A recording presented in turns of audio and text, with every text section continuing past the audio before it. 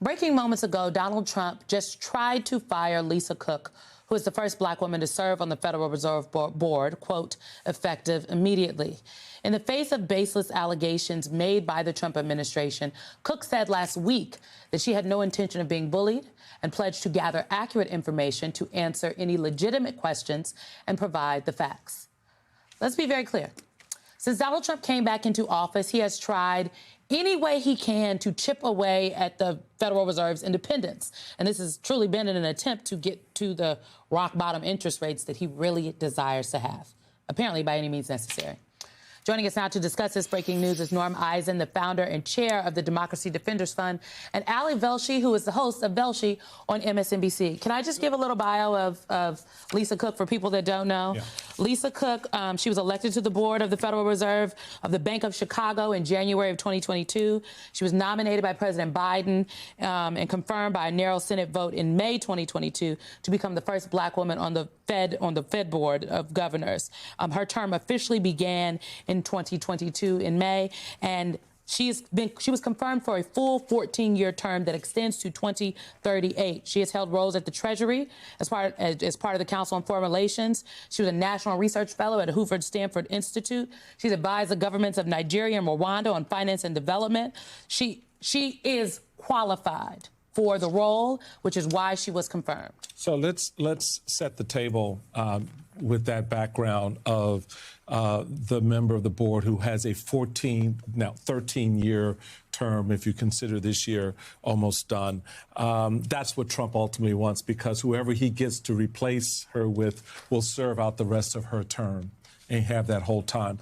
But the Supreme Court in Trump versus Wilcox earlier this year made it very clear that the Federal Reserve is a quasi-private entity that is not subject to the whims and wiles, effectively saying, of the President of the United States. They are an independent body.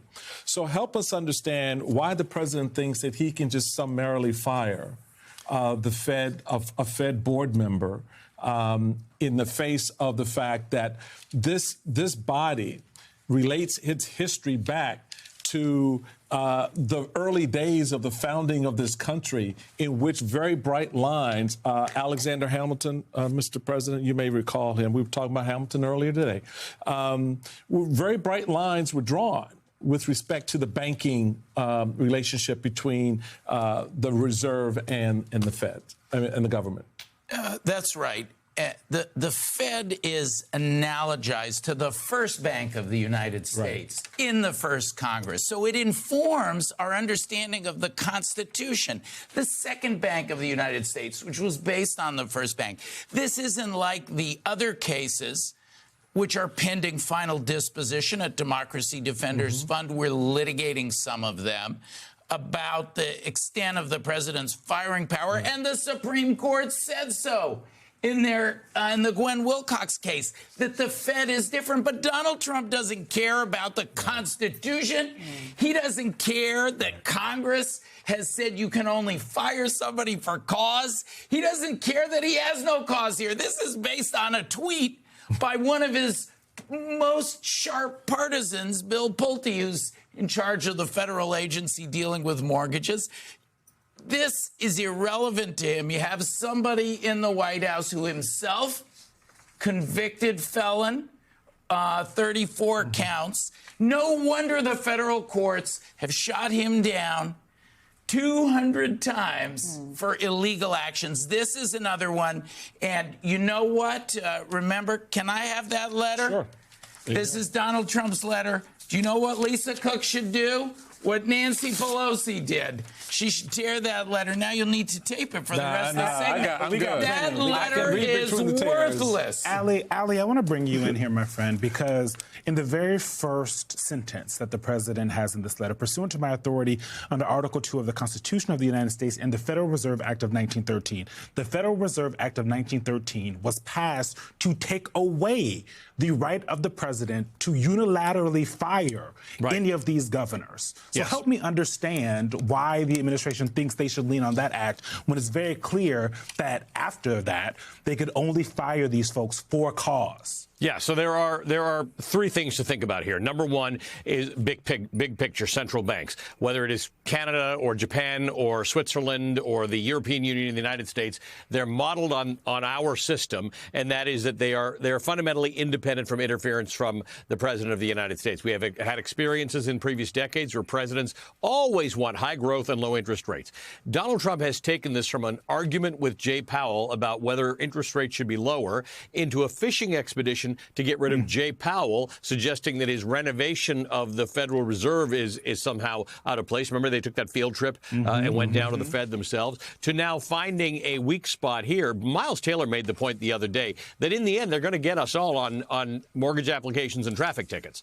This business about residency, they're going after Adam Schiff the same way. They're going after Letitia James the same way. Let's say it's true. Let's say people made mistakes on their mortgage applications. Making mistakes on your mortgage applications, moving that into fraud is, A, an interesting thing and worth looking at. Number two, that would generally not be handled by anybody at the level of the Attorney General or Ed Martin, or certainly not the President of the United States. This would be the Fed's HR office that would look at this. There might be a federal investigation in which agents don't talk about it. They don't post it on social media. They would look into whether this is the case. And the question is, would there be a reprimand?